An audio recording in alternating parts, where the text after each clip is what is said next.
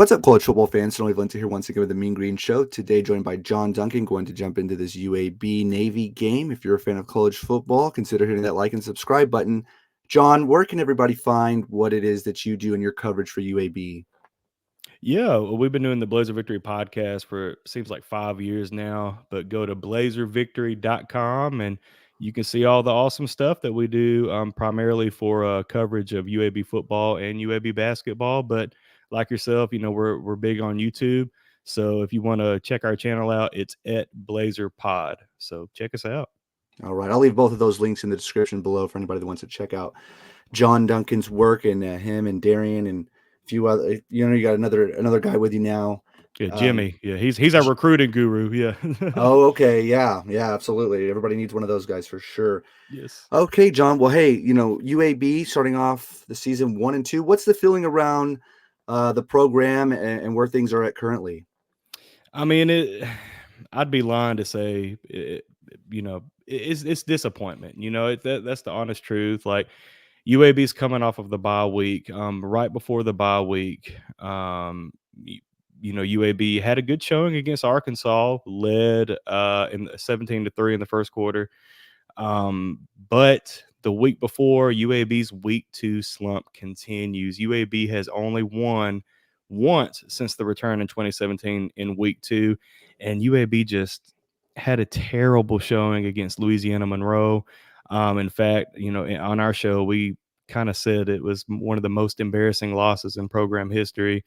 A lot of people predicted Louisiana Monroe to be towards the bottom of the Sun Belt and bottom of the FBS, and UAB just did not look good in that game. Not even able to score a touchdown in that game. So offensively looked awful, but took a beating, 32-6 to former interim head coach Bryant Vincent. But he was out to get that game, to have his revenge on UAB for the athletic department not selecting him to go forward since Bill Clark stepped down. But Trent Dilfer year 2, um, we saw some promise out of the Arkansas game. Like I said, we led early in that game. Very competitive, offensively speaking, looked a lot better night and day versus the Louisiana Monroe game. But I mean, overall, we're just ready to turn the corner, start the AAC play against Navy this Saturday, and see what happens. Yeah, Navy coming off a big win, Memphis over Memphis, and obviously we all have kind of Memphis picked as a conference favorite. At least I did prior to the Yeah. season, and they're really solid team from top to bottom, and for Navy to beat them was pretty surprising. But so the spread opens up. Navy's a 3.5 point favorite. What are your thoughts on the spread? I mean, I think that's about right. Really depending on where you looked.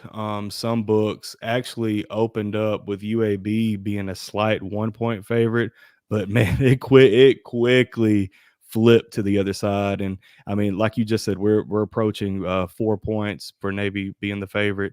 I think that's about right. Especially considering the Navy upset over Memphis. It got Coach Newberry, probably it's his best win, and he's in year 2 of being the head coach in Navy. But it's just a phenomenal win for Navy. It's really crazy to see Army and Navy at the top of the AAC standings currently. I never thought I would say that. But yeah, all the respect for Navy and what Coach Newberry's doing at that program. But I do think that spread is about right. It was crazy. I was talking to JD. We do the North Texas Eagle Patreon together, and he was saying that the Army Navy game at the end of the season doesn't count towards conference standings. So, and wouldn't that be nuts if they played each other twice? I don't think they play. I mean, besides that, they don't play each other regular season. I don't think. But No, yeah, what would be even more crazier is like the college football playoff official unveiling is right before that game, so you could have you have the conference championship the week before. What if Army and Navy met up in the conference championship game? then play the week later. And I mean, that would be crazy. I That mean, would and be I guess insane. the hell, it could potentially be a third time, if they both met in the playoff. But that would be really cool. I have respect. We respect the troops on the Blaze of Victory podcast, and I love these service academies. I wish Air Force, fingers crossed, hopefully maybe can join the AAC. But we're monitoring that situation closely. But yeah, I love the service academies, and I got to go up to Navy last year to see UAB play in Annapolis. This year I'm going to West Point to see UAB take on Army. So yeah, I have all the respect in the world for both of those programs. Wow. What are your biggest concerns for the Blazers in this matchup?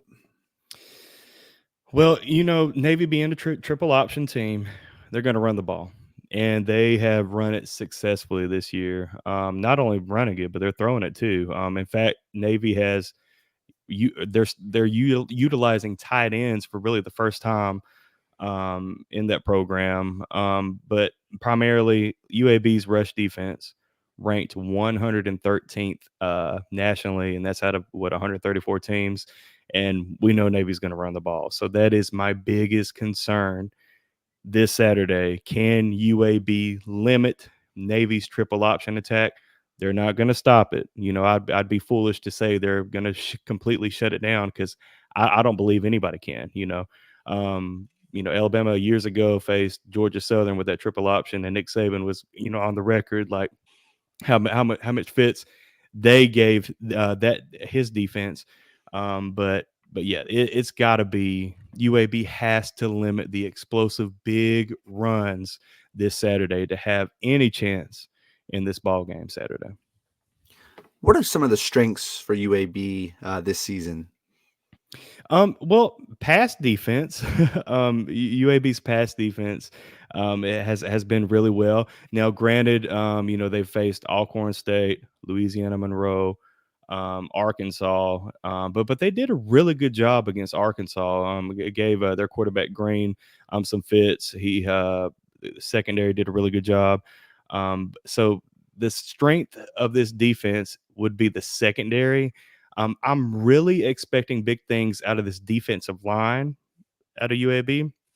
You bring in a lot of P4 transfers, highly touted guys up front, but we just have to see it. And I think that this Saturday against a triple option team, triple option offense, is going to be a big test for that defensive front. Offensively, Louisiana Monroe game aside, because we still don't know really what the heck happened that game. But offensively, Jacob Zeno, returning starter in his last season at UAB, set program records last year. We expect big things out of him, big things out of the wide receivers.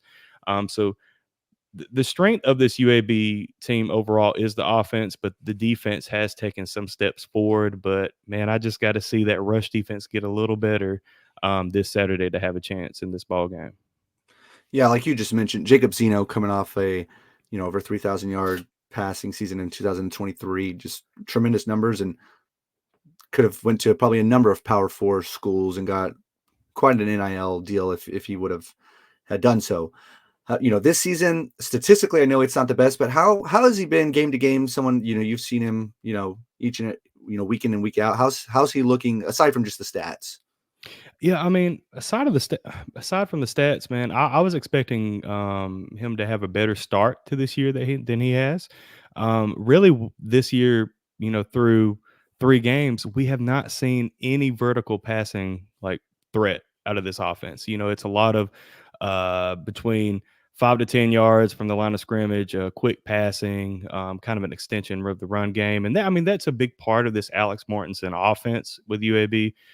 But Jacob Zeno, we really expected, and he still can perform really well, and I think he will. Hopefully, starting this Saturday. But yeah, we performance up to this game, entering game 4. I'm kind of disappointed in. But it's not just his fault. You have some new faces on the offensive line. You lose some of your wide receivers from this past year.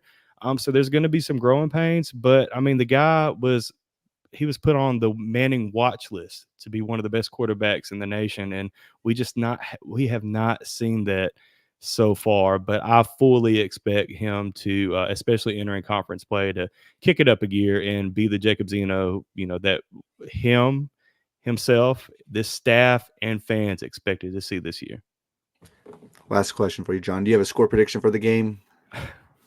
Yes, I do. I do think. Unfortunately, I hope that I'm wrong, but I do have Navy coming out on top, 35-21, double digit win in Oh Birmingham. man, So, holy smokes, you're about to move the line, dude. hey, I don't know. I mean, yeah, it's 3.5 currently. I Yeah. honestly, before game time, I could see it creeping up to 5.5. Okay.